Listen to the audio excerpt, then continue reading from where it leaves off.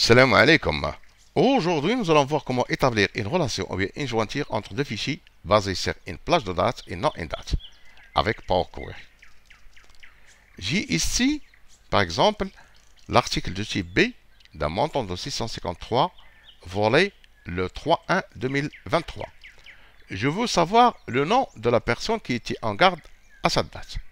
Pour faire la recherche V ou bien recherche X, il me faut cette date. Et pourtant, la date existe dans une plage de date et non dans une date.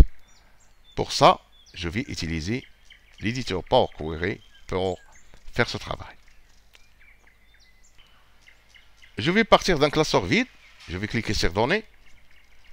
Obtenir les données à partir d'un fichier, à partir d'un classeur Excel. Le dossier se trouve dans le bureau. Je vais chercher son nom. Importer. Je vais sélectionner les deux tables. Transformer les données. Me voilà dans l'éditeur Power Query. Je vais utiliser la première ligne pour les en-têtes. Je vais jeter un coup d'œil sur la table de vol. Il n'y a pas de transformation. Et pour établir la liaison, je vais travailler sur cette table. Je vais extraire une liste de dates à partir de la plage de dates. Tout d'abord, je vais fractionner la colonne par délimiteur. Le délimiteur s'appelle O. OK. Je vais appeler cette date débit.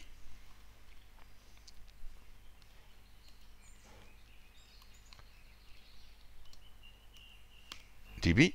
Et cette date, je vais l'appeler date fin. Pour établir la liste des dates, je vais utiliser une fonction qui s'appelle liste date, mais avant tout, je vais vous montrer une fonction qui sera incluse dans cette fonction. Je veux tout d'abord établir ou bien chercher le nombre des jours qui se trouvent entre deux dates. Pour ça, je vais ajouter une colonne personnalisée. Je vais appeler cette colonne nombre des jours.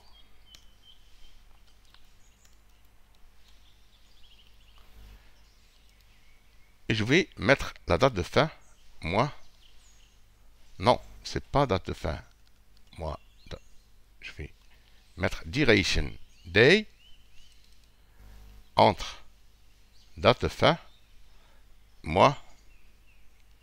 la date de début. Je ferme la parenthèse, OK. Voilà, ici 1, mais 1 est inclus dans la date et 2, il me faut 2. Pour ça, je vais modifier les paramètres et ajouter un 1 ici. D'accord? J'aurai besoin de cette étape pour créer la liste de dates. Je vais maintenant supprimer cette étape et je vais établir directement la liste des dates. Je vais cliquer sur ajouter une colonne personnalisée, et je vais appeler cette colonne date. Je vais appeler la fonction liste date. J'ouvre la parenthèse. Premier argument, c'est la date de débit. Deuxième argument, c'est la fonction que nous avons vue, duration day. J'ouvre la parenthèse, date de fin, date de débit. Je ferme la parenthèse, plus 1. Et le troisième argument, c'est les étapes. Je vais mettre hashtag duration. J'ouvre la parenthèse, je vais me décaler avec une journée, 0 heure, 0 minute et 0 seconde. Je vais fermer la fonction duration et par la suite la fonction listDate. Aucune erreur. OK. Et maintenant j'ai la liste entre le 2.1, le 1 2023 et le 2 2023, c'est bien le 1 et le 2. Entre le 3-1 et le 17-1, voici la liste. Maintenant, je vais développer cette liste. Développer des nouvelles lignes. Voilà la liste des dates. Et je vais maintenant supprimer cette colonne et supprimer cette colonne. Et maintenant, je vais établir la relation. Je vais cliquer sur la requête qui s'appelle vol. Accueil, combiner, fusionner des requêtes.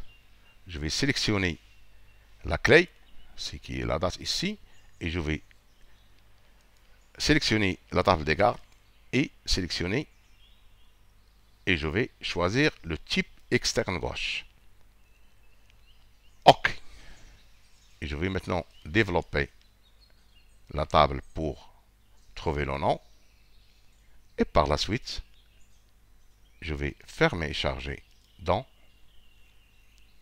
Ne créer que la connexion. Parce que je veux charger uniquement la table de vol. Charger dans tableau.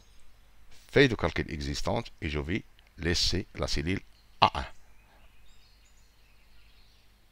OK. Et voilà le résultat. Voici les articles, le montant volé, la date des vols et la personne qui a été en garde à cette date.